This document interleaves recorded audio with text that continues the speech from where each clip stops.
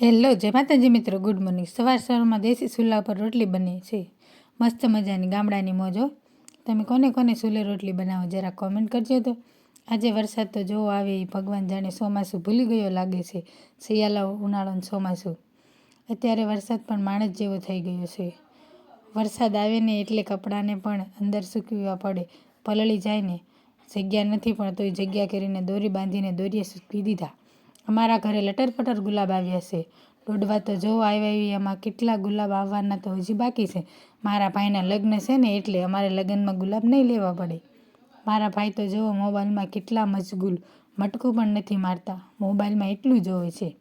મારા કારેલાને કોકની નજર પડી ગઈ છે, કારેલા હોવા છતાં પણ વહેલા સુકાઈ ગયા છે, પણ હવે શું કરવું કંઈ સમજાતું નથી મને। મારા કાકાની છોકરી જામફળ ખાવા આવી અમારા ઘરે, કોઈ દિવસ આવતી નથી પણ આજે જામફળ ખાવા આવી છે, પણ કેટલા જામફળ ઉતારી લીધા, પછી પાડી લીધી પપૈયું। કેટલી મહેનત કર્યા પછી પણ પપૈયું ન પડ્યું, તે થાકી ગઈ।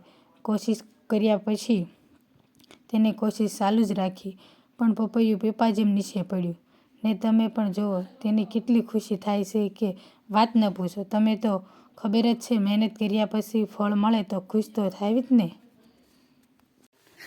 જેને ખાવા હોય લોકેશન છે લીંબાળી, ચાકા પાસેની બજારમાં આવી જાજો।